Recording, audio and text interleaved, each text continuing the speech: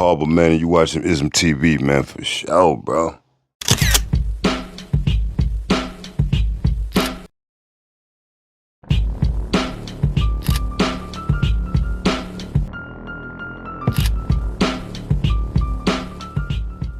So we got Earl Harbor in the building on Ezim TV. How did you come up with your name, man? Earl Harbor. I was studying in prison. I was studying a project in my school. I was, going to get my GED and shit, you know what I mean? So I was in school, it was like 1993, I think. 91, excuse me, damn. It's 91.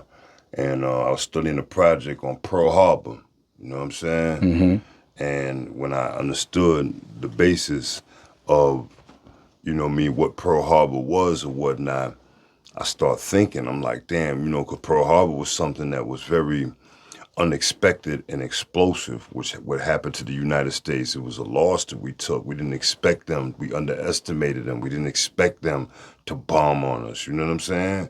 Mm-hmm. We expected to be the big bullies and just continue this, and they accept it or hop it or just not, retaliate, and we snoozed and we got our shit rocked.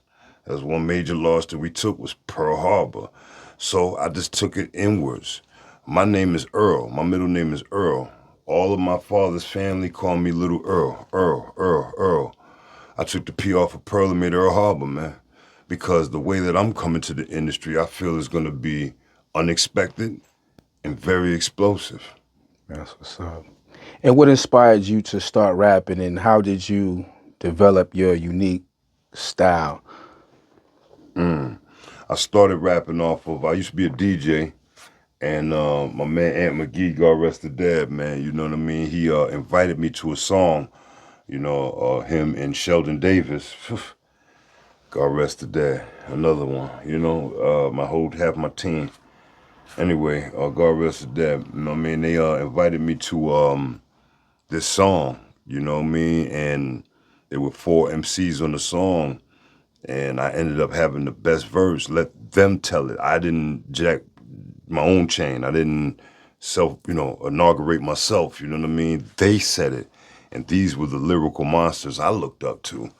So, of course, it made me dip my toe in that pond, you know what I mean? Yeah. Can you tell us about your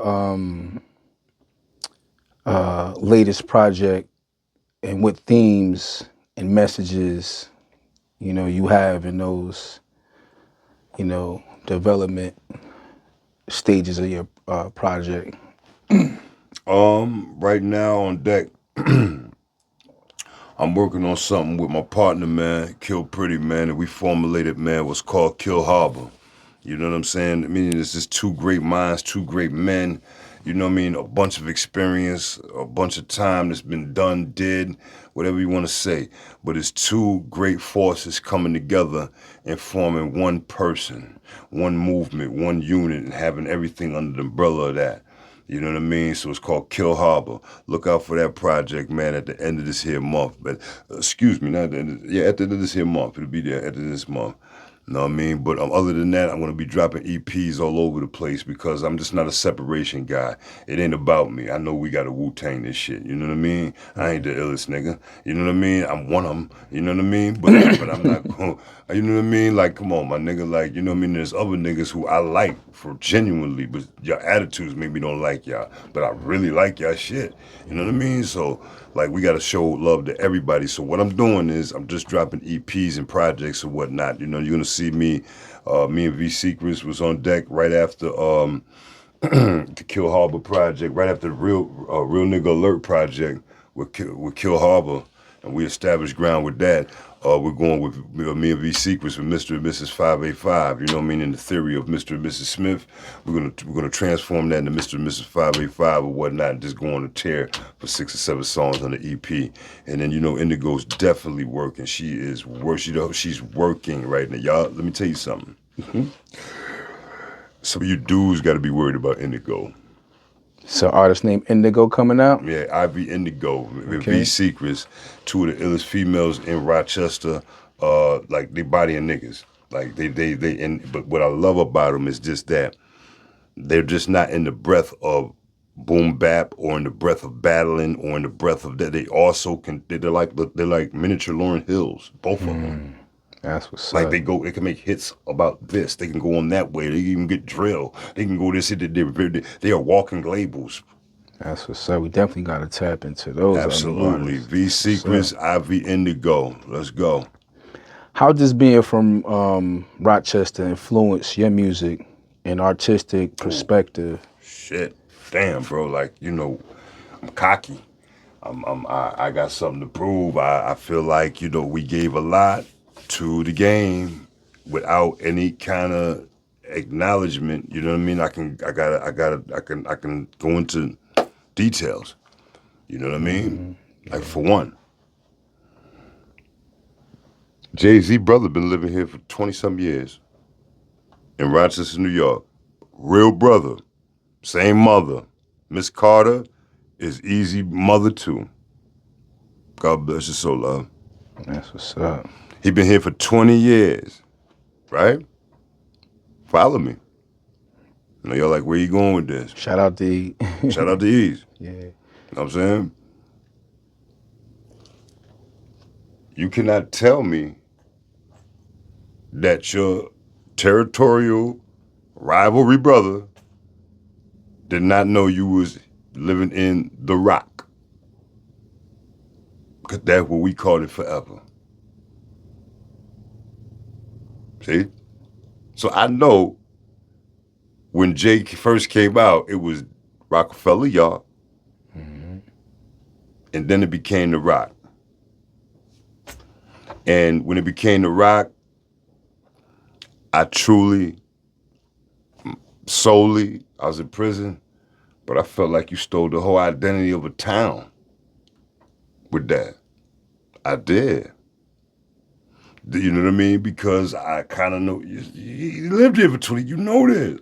That was the mindset that you had That back was my then. mindset. Yeah. You know what I'm saying? You know what I mean? So that used to inspire me. You know what I mean? But then when I realized that that's just a simple acronym that can easily be thought up with anybody. Right. See, the fairness and growth and maturity and man and everything else, you come to a full circle. But you asked me what spearhead, that used to be my energy, Yeah. fakely. Right. Now it's knowing that I don't have to tap dance for A&R to get in. I know I can actually insert myself into the game. Man, that's energetic. That's enough for me. For somebody who's been where I'm from, behind the 8 ball so long, where we have no exposure, we have no outlets, we have no nothing. Right. And if we don't get smart enough or get the bag enough to travel, then we just fuck. We just super fuck.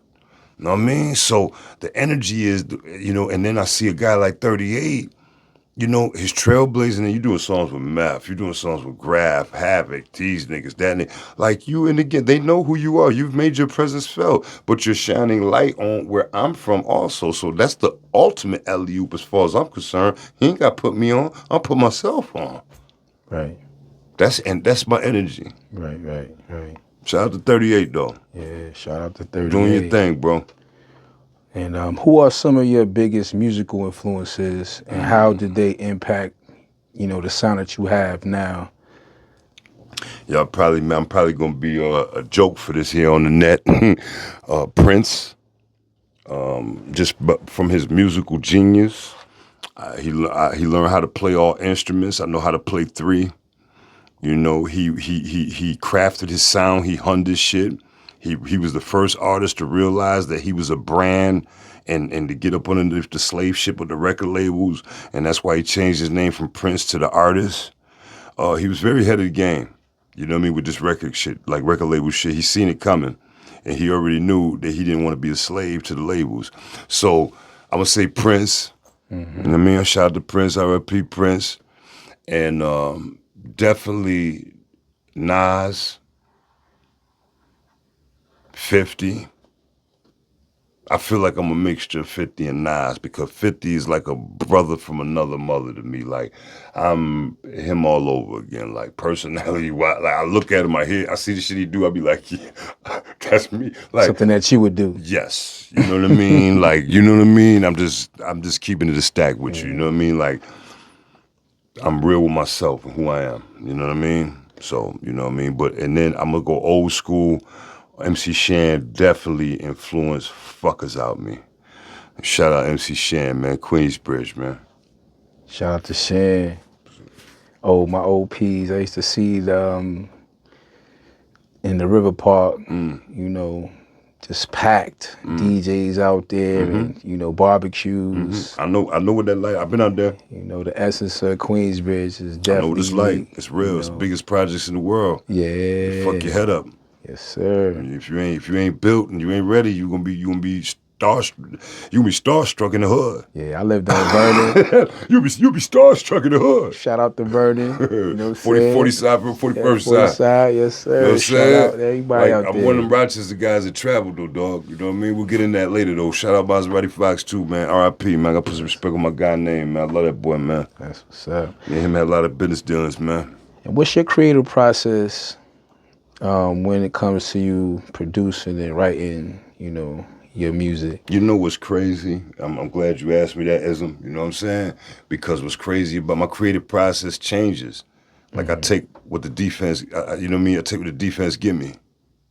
Right. You understand what I'm saying? In basketball layman's, you know what I mean? I take what the defense give me, man. Like, all right, say I might be going through something in my personal relationship with my wife. You know what I mean? Real heavy.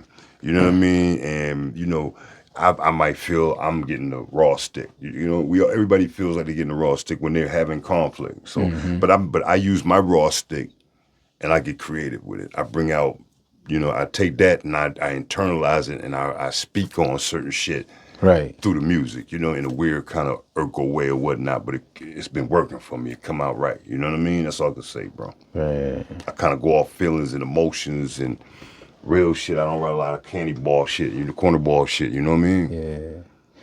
After, on the personal side, you know, after doing 26 years in prison, how does it feel to be back home in Rochester?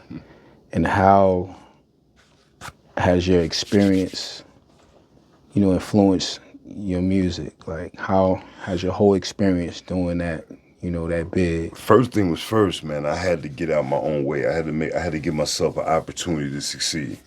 You know what I mean? And when I say that, I mean this, but it's here is that, you know what I mean? I had to kill all the old habits and all the old ways of being that I know how to be. You know what I mean? In order to bring this kind of shit to life, to be able to be here for this kind of interview today, I had to kill a lot of shit. You know what I mean? And it's just bottom line. You know what I mean? So I did that. I did parole right for the first time ever without getting violated. You know, I sat, but by me sitting, I got a hold of a couple dollars and I invested in equipment and teaching myself how to record and this and that so I could be self-reliant, self-sufficient, not have to go through the gatekeeping ways of these people in my town, you know. 70 for studio, 100 for the studio, trying to get rich off of you on their way up. You know what I mean? Nah, you know what I mean? So what gives me that is the definite me being home, knowing that I've done everything politically correct. You know what I mean? And I know I can't be stopped because I did it right this time. And I was always told if you do it right, it's gonna work. Right. You know what I mean? Yeah. So I had to give it a shot. And so far it's been working, man. I mean, great motherfuckers like you, bro. You know what I'm saying? Great brothers like, you know what I mean? Salute, yeah. For real though, bro. That's like, real. and during the Trailblaze process, you know what I mean? Yeah. So it's working. Yeah. It is actually working. I can't say it's not working because I'm not totally on the way that I want to be. I'm working towards it. It's a process. Yeah, remember, man. Developing stages, Nah, you know? nigga, remember, y'all, your favorite artist was once a local artist. That's real. Remember that. Mm-hmm. Your favorite artist right now was once a local artist. Mm-hmm. That part. Yeah. Oh, baby. How did you maintain your passion for music while being locked down? What role did it play in your rehabilitation? Hey, yo, but another good question. Excuse me, another good question. It got me through. It got me through because I was writing like if I had a deal waiting for me, and I didn't. But That's the mindset that you that put was the yourself in. mindset. That was Right. the, you know what I mean? That was the veracity. That was the energy level. Like up 3 a.m. while everybody's sleeping, I'm hearing niggas snoring. I know niggas sleep patterns by heart. Right. No doubt. I'm like the guardian angel because I'm up all night. Behavior wise, right? Yeah. Watching they be everything, man. What? Writing like the deal waiting for me soon as I get out the gate. You know what I mean? You know what I mean? It was a place where I can tune into my thoughts, man, without them being interrupted or you know what I mean, or you know, trying to be swayed. People try to sway your thoughts out here, man. You know, we have a lot of distractions, bro, out here. You know what I mean? When you're a powerful man. Right. You gotta limit your distractions. When you're a Trying to powerful get man, somewhere, you got a lot yeah. of distractions, bro. You know what I mean? And is a major frustration part of your day is just organizing them. Right. You know what I mean? Let alone dealing with them, just organizing. You know what I mean? Remember that part. What message do you hope to convey to your listeners through your music, particularly those who may be going through the same things that you know, went through, have been going through? That's a deep question. The message I want to convey, man, is perseverance, man. Perseverance, man. Like I've been so close to death a few times, bro. Whether it was in the penitentiary, in the streets, you know, in the hands of another man, in the hands of a woman that wasn't worthy of being in my company, whatever. Right. Scenarios and situations. You made it through, Just right. name it. I've been in the presence of death too many times. Life was life. You know what I mean? Life, man. Yeah. You know what I mean? So,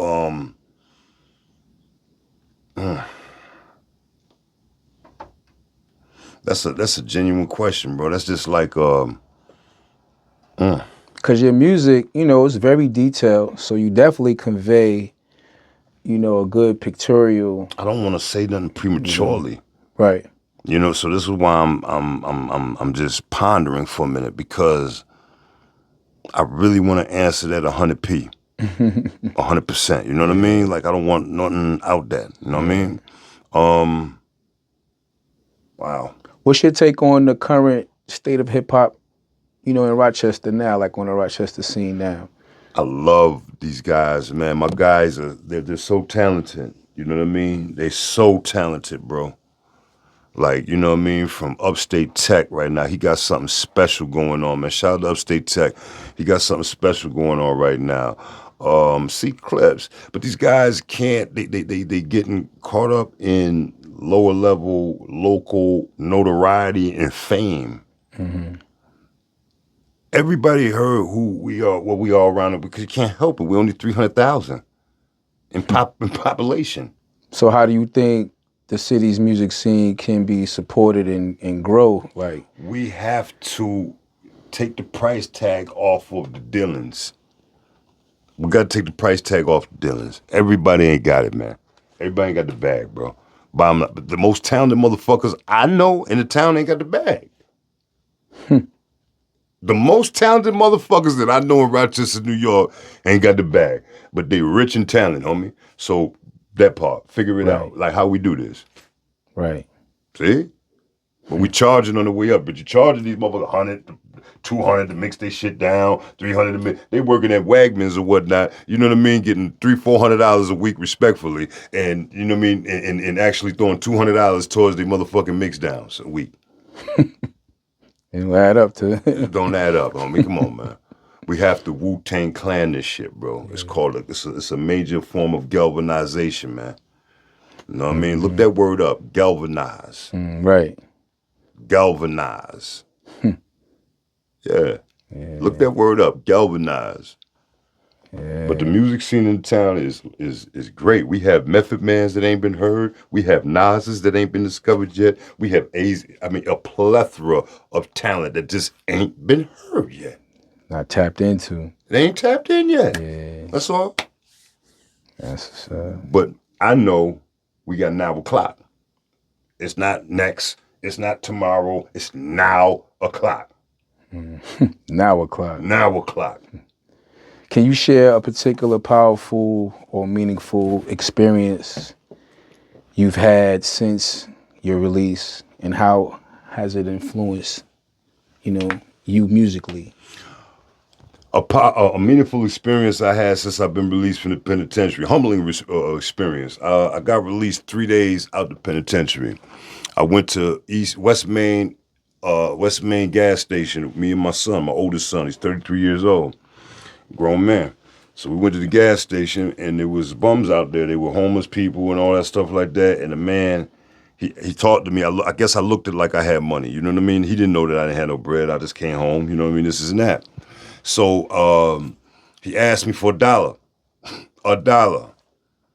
And I felt a certain kind of way. I was like, yo, bro, man, you got to work for that, man. I don't give no man nothing, bro. Like, you got to work for that. You hear me? You know what I mean? For real, though. Why would you ask me? Like I'm trying to get some dollars. I'm just home, I'm coming home. I got the energy. Right. You know what I mean? He don't know that. He don't know that. Yeah. You know what I mean? I'm like, nigga, what did you press me with, $1? Nigga, like, right.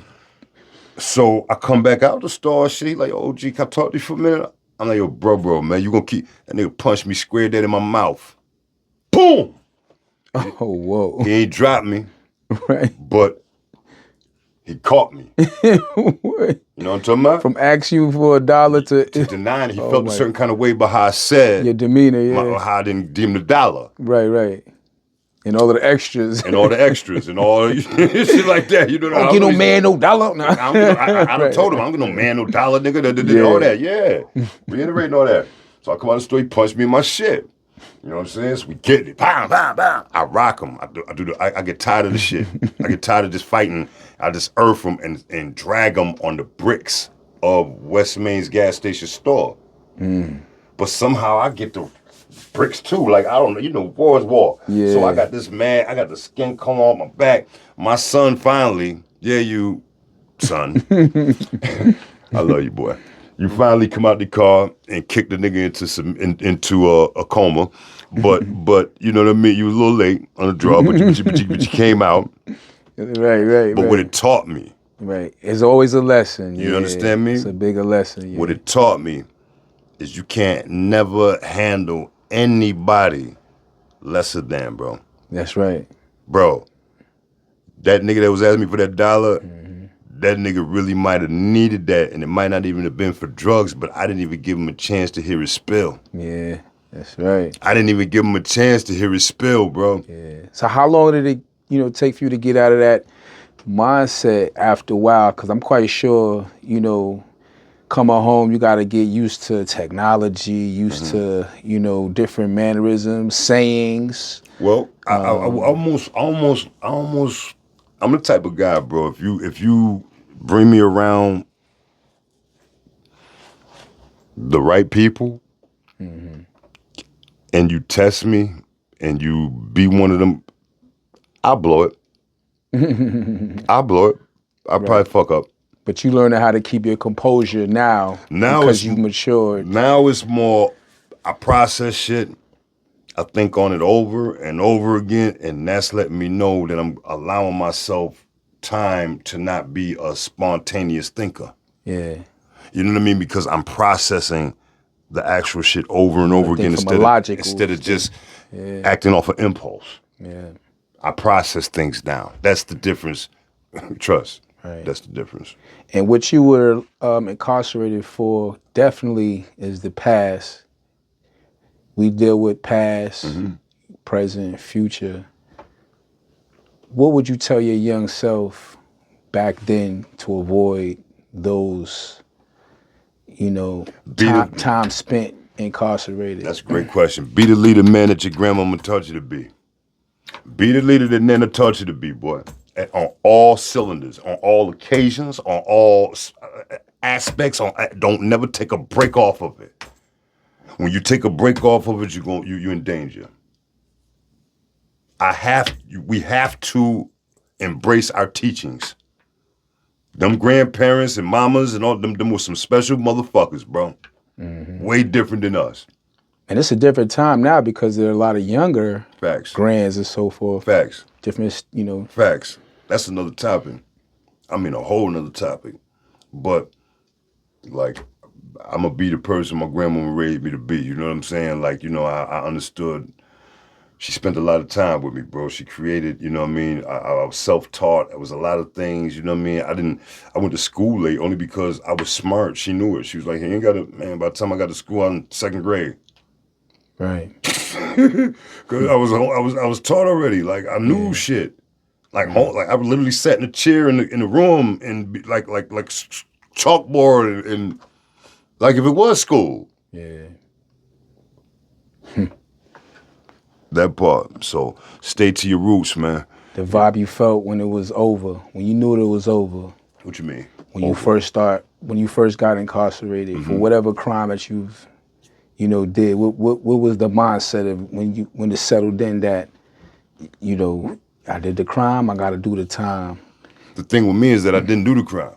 That was the sad part about the whole shit. My first bid. Right. I didn't do it. I didn't do it.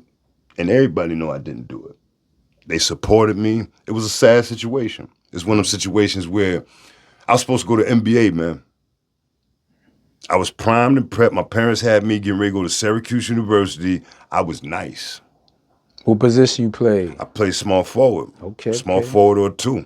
That's what's up. You know what I mean? But I would have preferred the 2 right now because, the NBA is positionless right now, if you really want me, let me tell you. You played in high school? Yeah. What high school? Charlotte, Marshall. You know what I mean? You bounced around for a couple, okay? Man, I was a problem in high school, bro. I just always was I was angry, bro. Were you rebellious to authority? I was angry, bro, because I didn't have my mom or my dad.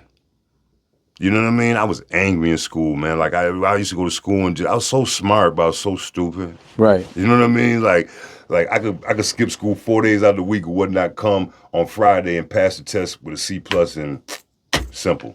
You was distracted. And I was smart. Yeah. And people that are overly smart, they become stupid. Right. You know what I mean? You get caught up in your own smartness. You think you're too smart. But as far as being consistent, you was distracted about other things that had nothing to do with this side of the things that you were trying to accomplish. I could definitely say that. Yeah. That's a good way to put it. You helped me out with that one. That's an excellent way to put it, homie. Yeah, because you could be in an environment where, you got a lot of peers who look at you, they judge, they do all, they don't have the same tools that one may have once they walk into that threshold of school. Absolutely. And expect it to be on a, fair playing ground from Absolutely. teachers alike, from counselors. You got some people who are proactive coworkers, proactive staff that could see some signs and, but it's going on now. Nowadays you got school systems who are, I don't want to say robbed of good leaders within school systems, but I think their lack thereof similes, having guest speakers come in once a semester to me to speak and, It's deep what you're saying because I believe in the same theory. I believe until you come to the people as the people, you're not going to get no results. You're going to have to let the realness in the building. That young man right there that's sitting in there, he's getting this education right now, but when he go home, and he's living on parcels, and when he go home to parcels, and whatever, he see all other shit. He's getting a different schooling from when he's off from here till he comes back to you. It's a different type of schooling that's transpiring with that young man. Right. See? That's what's up. It's a different type of schooling. Yeah. So we got to tap into the real and bring the positive people who have experienced this kind of life and whatnot that they do look up to where they know, like some of these young boys know my story. So they know like, yo, he not for play. He for real, when he speak, he's somebody to be heard. Like they know. Right. See, but you gotta be on this shit for real. You can't trailblaze this shit for fake. You can't, this because you did 5 years in prison or whatnot, and you 45 now, you come home and think you OG. Or think you're supposed to get the red carpet rolled to you because, you know what I mean, you did your time, you did your bid. But you're not coming home with the preachy aspect and not having no result behind it. It's a good thing that you have a story to tell, in a productive way. Are there any other collaboratives, people that you want to collaborate with, music artists in Rochester, New York, or as far as anywhere? Do you have any, to-do list artists that you choose to want to, collaborate with? Everybody. Everybody. Like, you know what I mean? Like, I love my city. Everybody could go, man. We were the last to blow. Why can't everybody go? Right. Everybody could go. Yeah. Everybody could go. So if I'm saying that statement, I would be contradicting myself right now to say I wouldn't do a track with everybody that's talented, that's fire. Right. I'm not. If you're whack, you're gonna have to step your game up. Right. I don't do whack shit. Got you. So it is a thin line between just any and everybody. Yeah. Because you definitely don't want to, have your brand mixed with something that you don't morally believe in. There's Absolutely. people who are collaborating with people who don't have moral compasses, and they'll collaborate, and then they, realize that it's not. Let me retract that statement, know. because I answered that with the passion of my town, and I wanting to see everybody. Yeah. But respectfully, let me dial that back. You know what I mean? Because that might not be politically correct. That might not be what I mean.